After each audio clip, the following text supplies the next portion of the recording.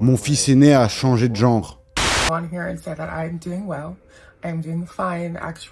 Donc j'ai perdu mon fils, en quelque sorte. Elon Musk, le milliardaire provocateur devenu une star des médias, il a récemment donné une interview choc où il a parlé de son fils qui s'identifie aujourd'hui en tant que fille. Il a changé de nom et a déjà entrepris des opérations pour un changement de genre. Elon Musk, il est fou de rage parce que selon lui, l'idéologie woke lui a volé, voire carrément, son fils. Mon fils Xavier n'existe plus pour moi. Il a été emporté par le virus idéologique woke. Il a promis de mener une guerre contre cette idéologie. J'ai donc juré de détruire ce virus de l'idéologie woke.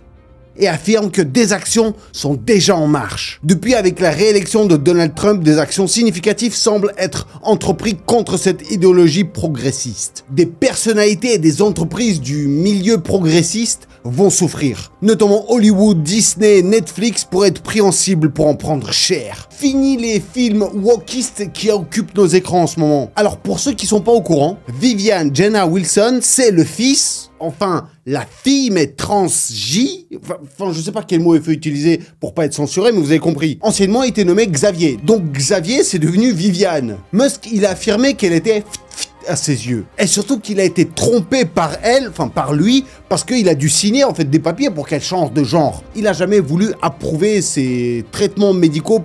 Il m'a dit que si je l'acceptais pas, il pourrait en finir. Et apparemment, elle a réussi à le déguiser, à le faire en scred et qu'il a jamais su ce qu'il a signé. Il m'a en quelque sorte piégé pour que je signe les documents. On ne m'a pas expliqué que les bloqueurs de puberté sont en fait des médicaments de stérilisation. Là, j'imagine que tu te dis que c'est le mec, le milliardaire le plus riche du monde, il n'est pas ce qu'il signe. Oh bah purée, ça promet. Hein.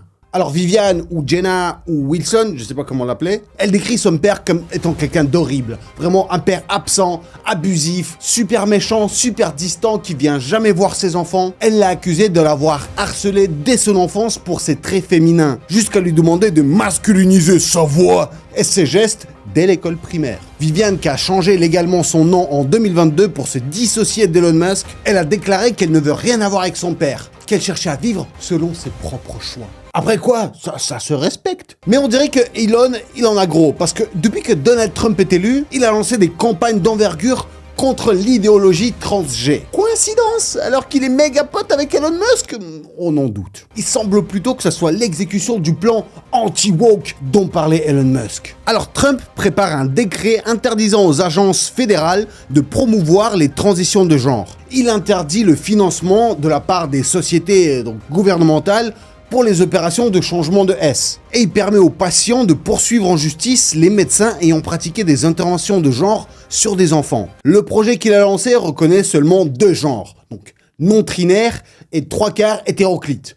Non, je rigole, c'est masculin et féminin. Les seuls possibles assignés dès la naissance. Et il inclut une enquête mondiale sur les entreprises pharmaceutiques et hôpitaux ayant gagné des milliards dans ce secteur grâce à cette propagande, donc qui suppose beaucoup trop wokiste. En bref, on assiste à un remaniement politique de grande ampleur. Alors, est-ce que c'est bien? T'en penses quoi? Toi d'ailleurs, mets ton genre dans les commentaires. Tu te considères quoi? Mais en tout cas, cette nouvelle loi, je pense, entreprise secrètement par Elon Musk, ça suscite des millions de réactions de stars. Bon, déjà, on voit qu'il y a tellement d'Américains qui sont en pleine déprime depuis l'élection de Trump sans le soutenir. C'est mes vidéos préférées quand les meufs elles se rasent les crânes. And this woman did the same. This woman also dramatically cut and shaved her. Ou alors elle pleure. Les compiles, elles sont magnifiques. Mais beaucoup de stars ont réagi, comme par exemple Jennifer Lopez qui a averti les Américains sur les dangers de Trump. Et là, t'as Elon Musk, il l'a torpillé. Il a dit ok, elle met en garde sur les dangers potentiels de Trump. Mais combien de personnes a-t-elle mis en garde contre Didi? Car elle a été en couple avec Didi pendant 4 ans, avec qui elle a visité toutes les soirées, salles interdites. 0 au compteur. Là, on dirait qu'elle voulait avertir personne contre ça. Peut-être qu'on ne devrait pas lui faire confiance? Ça, c'est ses paroles. Hein, elle a qu'à s'occuper de ses fesses déjà, il y a beaucoup à faire. Bon, ça, c'est mes paroles. Ah ouais, Musk, il a décidé de défendre Trump, mais à fond. Il a dépensé 150 millions pour aider Trump à se faire élire. Et à peine 2 jours après, la capitalisation de Tesla a déjà gagné plus de 300 milliards de dollars, dont 37 juste pour Elon Musk.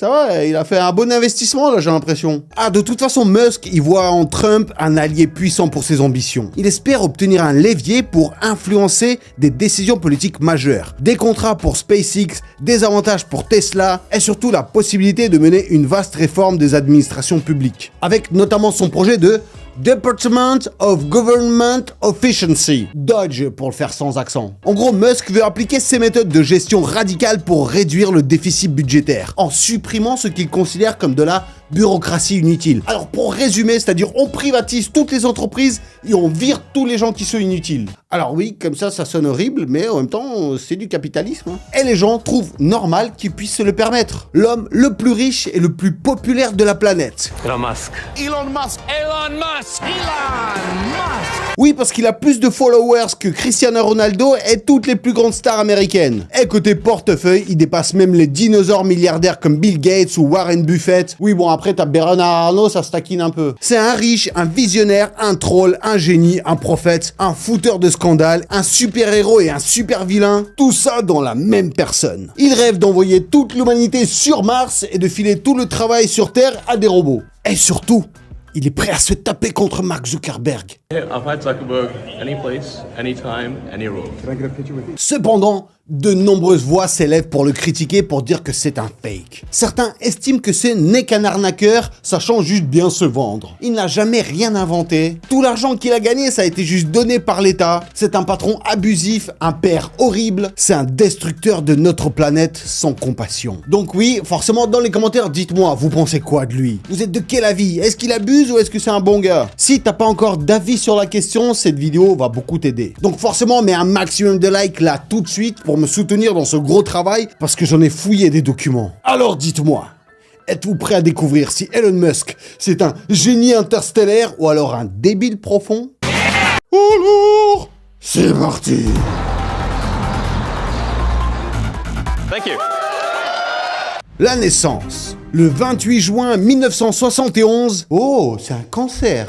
À Pretoria, la capitale d'Afrique du Sud, naît Elon Musk, fils de l'ingénieur Errol Musk et de la mannequin May Musk. Issu d'une famille plutôt aisée, le jeune Elon développe rapidement une passion pour la science-fiction et les jeux vidéo, un univers qui marquera ses ambitions futures. Le papa. Alors officiellement ingénieur, mais son papa c'est un personnage très compliqué. Ah, il savait déjà comment voler de l'argent. Illégalement, il gagnait des centaines de milliers de dollars en achetant des émeraudes brutes à des tribus zombies, puis en les taillant en Afrique du Sud avant de les exporter à l'étranger. Et dans ses voyages de contrebande à travers l'Afrique, où des gens armés de Kalachnikov sont en monnaie courante, il amenait le petit Elon et son frère. Alors comme ça paraît génial, un papa friqué.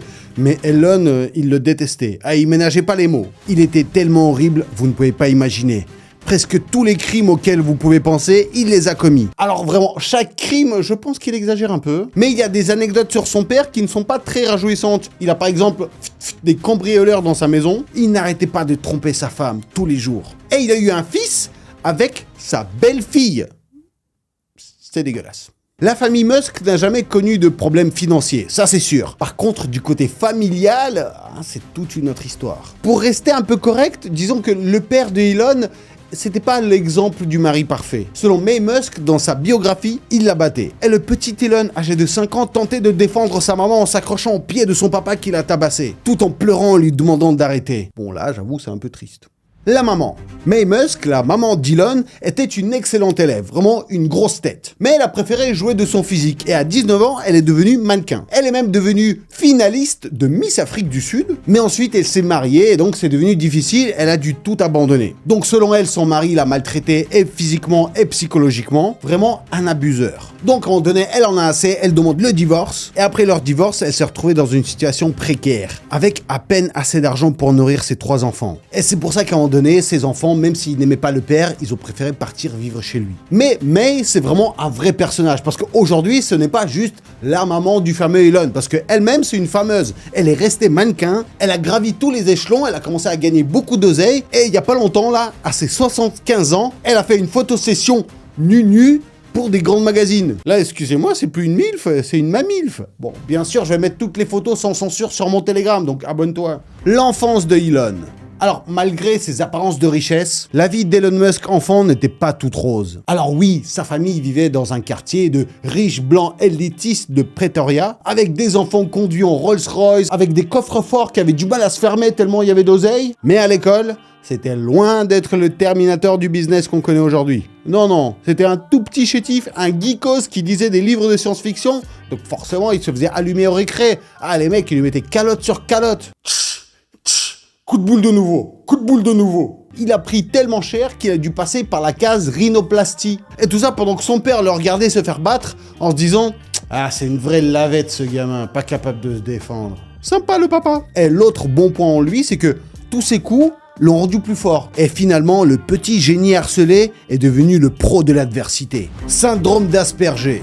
En 2021, lors de l'émission Saturday Night Live, Elon Musk a révélé à tout le monde qu'il avait le syndrome d'Asperger, un trouble du spectre autistique où l'intelligence et le langage sont normaux, mais les interactions sociales peuvent être difficiles. Ça touche environ une personne sur 200. Là, forcément, tu te demandes, est-ce que tu l'as? On l'appelle parfois autiste à haut potentiel. Musk a précisé qu'il prenait souvent les mots au pied de la lettre, dès son enfance. Pour lui, comme pour Sheldon, le sarcasme, c'est un mystère. Il devait même parfois le noter sur un papier pour s'en rappeler. Certains pensent que c'est un diagnostic qui s'est inventé pour justifier ses comportements affreux, ses tweets super bizarres. Genre, excusez-moi, c'est pas de ma faute, c'est parce que je ne sais pas communiquer. Comme il dit lui-même, vous vous attendiez réellement qu'un mec qui veut envoyer des gens sur Mars soit un type calme et normal? Plus tard, ce trait de personnalité se transformera chez Musk en une habitude de travail intense, quasiment 24 heures sur 24. Sans week-end ni pause. Alors, en quelque sorte, c'est un avantage, mais ce type de personnes ont beaucoup de défauts. Ils rencontrent des vraies difficultés à comprendre les émotions des autres, ce qui les rend parfois égocentriques. Elles ont du mal à suivre les règles sociales non écrites, à contrôler leurs émotions, à accepter la critique. Musk incarne très bien toutes ces caractéristiques. Il est direct, il est brutal, et il n'hésite pas à clasher et à détruire tous ceux qui osent le remettre en question. Mais ça se voit qu'il y a de la matière grise là-dedans et qu'il y a la lumière à tous les étages,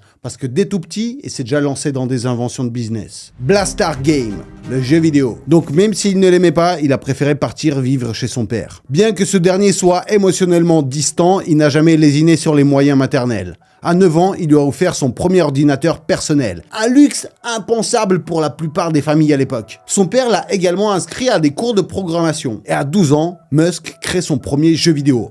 Blast Star, un jeu spatial où le pilote pourchasse des aliens. Alors oui, ce jeu est très simple mais assez addictif. Il a été vendu pour $500 à l'époque au magazine PC and Office Technologies. Et ça reste sa première et son unique création. Ensuite, il n'a jamais rien créé tout seul. D'ailleurs, si vous êtes curieux, vous pouvez taper sur Google, le jeu existe toujours, vous pouvez y jouer. Mais alors, à votre avis, comment un ado de 12 ans dépense cette grosse somme de $500, hein? Ah, il s'achète des bons becs, des jeux vidéo, un vélo de rêve. Non. Elon, lui, il investit dans des actions. Tout son argent dans des actions d'une société pharmaceutique. Ah ouais, ça se voit qu'il n'avait pas beaucoup d'amis, lui. En fait, il a vite compris que sa véritable autorité viendrait de son intelligence et de ses finances. Le premier million avec Zip2. Musk veut réaliser son potentiel business. Et pour le faire, et aussi pour esquiver le service militaire obligatoire en Afrique du Sud, il part d'abord au Canada, puis ensuite aux États-Unis. Il s'inscrit à l'université de Pennsylvanie et il étudie la physique et le business. En 1995, Elon et son frère lancent leur première boîte, Zip2, une start-up qui combine carte de ville et adresse d'entreprise. L'ancêtre du Google Maps en gros. Leur premier bureau, un garage loué qui sert aussi de piole pour Musk. Il dort sur un vieux canapé. Il se lave dans des centres pour sans-abri, avec pour seul patrimoine un jean usé et une dette de $100 000 pour son école aux États-Unis. Enfin, d'après lui. Parce que la légende dit que tout s'est construit à la sueur de son front, mais également son papa dit non, c'est moi qui a tout payé et qui a donné son premier budget pour concevoir sa première entreprise. Je lui ai filé 30 000 balles. Alors personne n'a jamais sorti les preuves ni les chèques, mais plus tard Elon Musk avoue que son papa a investi dans son business. Mais d'après lui, c'était pas dès le début. Non, au début c'est à la sueur de son front. Bref. Quand il s'agit de succès, Elon Musk, il aime bien s'attribuer les mérites. En tout cas, ce site, lancé avec son frère, connaît un franc succès et en 1999, ils arrivent à le vendre pour $305 millions.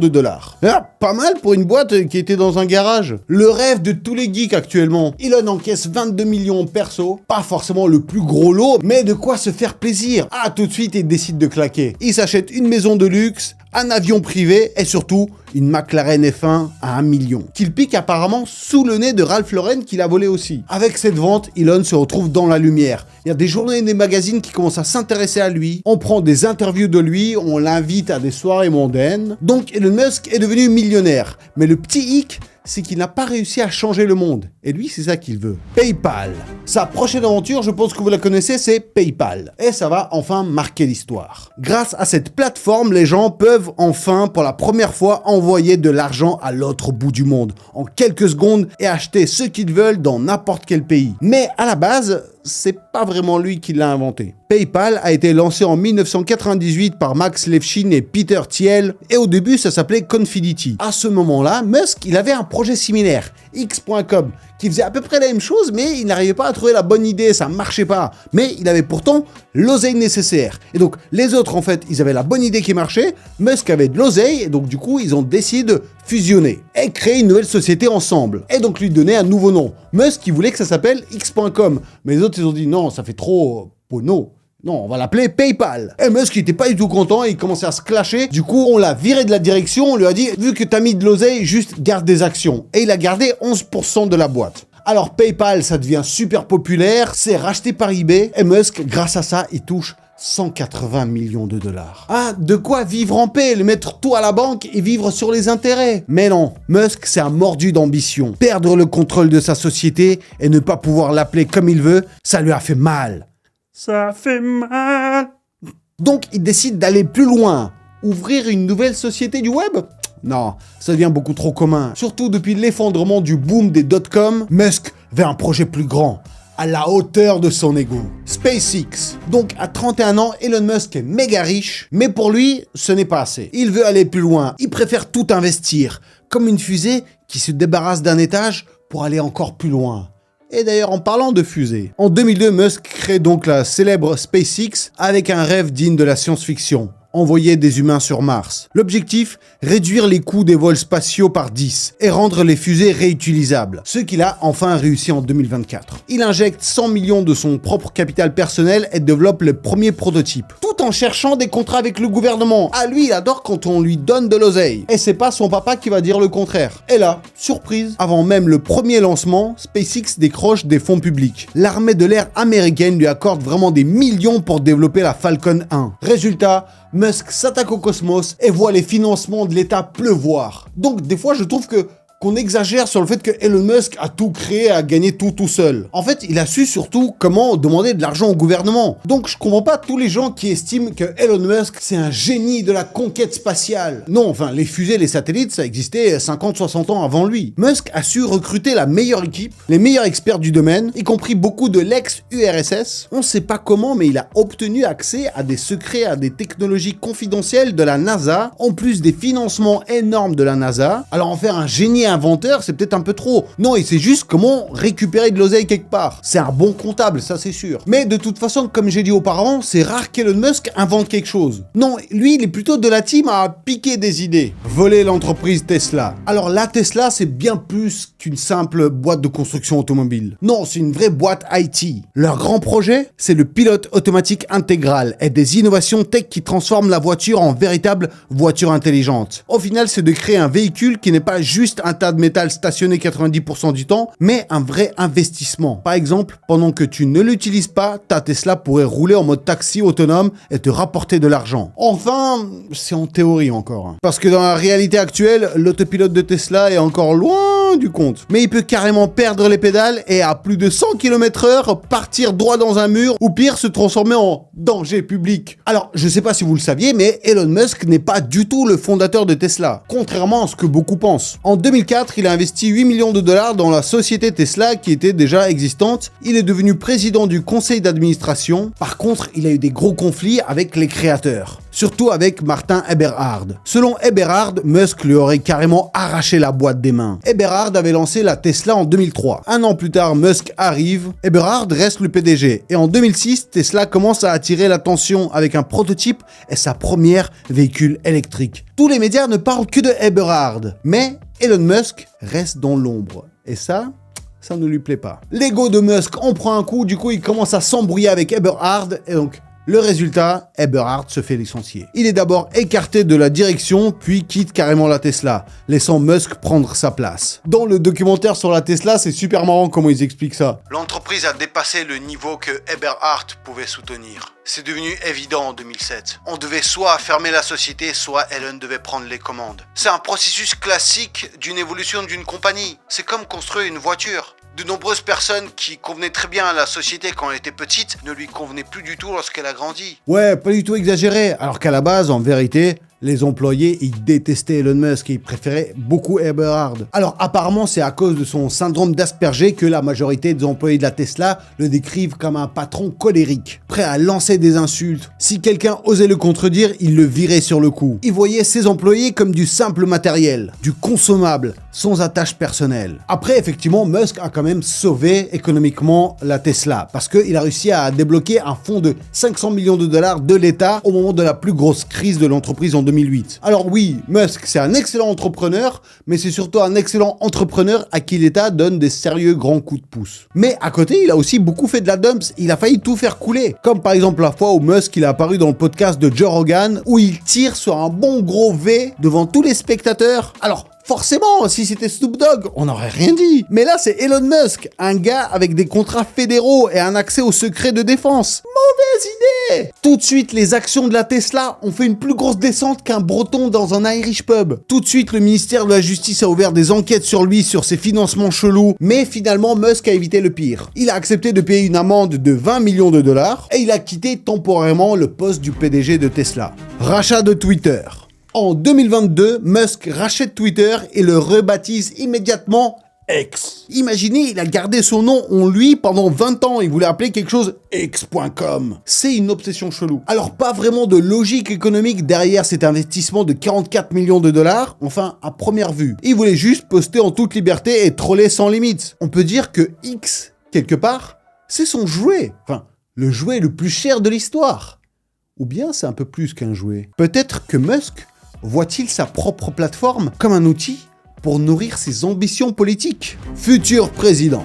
Alors c'est vrai qu'en ce moment, on parle beaucoup de Musk pour ses opinions politiques. Et contre toute attente, surtout de la part d'un immigré, il a préféré les républicains. Il est devenu un soutien affiché du camp le plus conservateur, les Trumpistes. Pour la campagne de Trump 2024, Musk a carrément déclaré que Trump représentait la dernière chance de la démocratie américaine. Peut-être que Musk, il a compris que essayer de changer le monde seulement par de la technologie, c'est beaucoup trop long et beaucoup trop idéaliste. Non, il faut passer par la politique. Pourquoi pas un poste où on peut accélérer les changements, comme par exemple le président des États-Unis? Alors Trump, c'est l'anti-système incarné en ce moment. Un type qui n'a que faire des élites et, selon ses partisans, pourrait enfin laisser la place à une nouvelle génération. Mais bon, Donald Trump n'est pas tout jeune. Son poste de leader républicain se libérera tôt ou tard. Et là, il faudra quelqu'un de plus jeune, plus dynamique et surtout indépendant financièrement. Ne voyez-vous pas quelqu'un qui aurait exactement ce profil?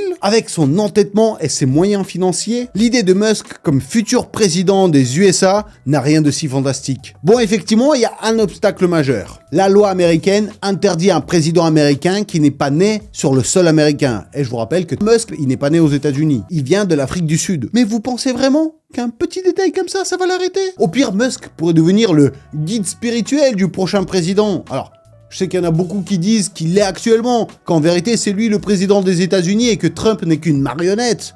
Après, voilà la marionnette quoi, pas toujours commode. Et difficile à porter. Vie perso. Alors très rapidement, la vie sentimentale d'Elon Musk, c'est 3 mariages et aucun qui fonctionne. Et pourtant, il a même piqué la femme de Johnny Depp. En tout, il a 10 enfants. Mais est-ce qu'il les aime? À les écouter, pas trop apparemment. C'est un papa très absent. Surtout quand tu sais qu'un de ses fils, il s'appelle comme ça. Je sais même pas comment le prononcer.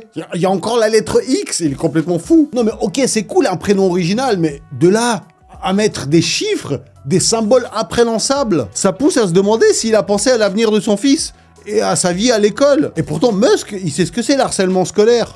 Alors toute sa vie, Musk ne semble avoir qu'un seul objectif: quitter cette terre où le petit Elon était malmené et atteindre l'univers décrit dans ses livres de science-fiction préférés. Là où des capitaines courageux explorent l'espace pour y apporter le fruit du progrès. Et il le fait littéralement avec ses fusées prêtes pour Mars. Et symboliquement s'élevant lui-même à 1 million, puis 1 milliard. Et on dit que le prochain trillionnaire, le premier à exister, ça sera Elon Musk. Mais alors, arnaque ou génie? Peut-être que c'est juste un pro à se vendre, parce que dans le monde dans lequel on vit, ce qui compte le plus, c'est savoir se vendre. Moi, je déteste ça et j'arrive jamais à le faire. En tout cas, suivre son ascension, c'est captivant. Un jour, Musk a dit que dans ses rêves, il aimerait mourir sur Mars, mais pas à cause d'un impact. Et cette ambition semble de moins en moins irréaliste. Alors, Miyagado, est-ce qu'il vous inspire ce type? En tout cas, mettez un maximum de likes pour me soutenir. Ah, moi, c'est avec vos likes que vous me faites partir dans l'espace, je vous jure. Merci beaucoup. Devenez membre de ma chaîne pour me soutenir. Merci beaucoup à tous les membres. Je vous kiffe, mes yagadingos. Là, à cause de la censure, de la monétisation, je suis obligé d'attendre des fois une journée de plus pour pas mettre trop de censure dans mes vidéos. Mais en tout cas, moi, j'ai déjà hâte de vous retrouver à la prochaine vidéo qui va arriver vendredi ou samedi. Ce qui veut dire que quand même, c'est très bientôt.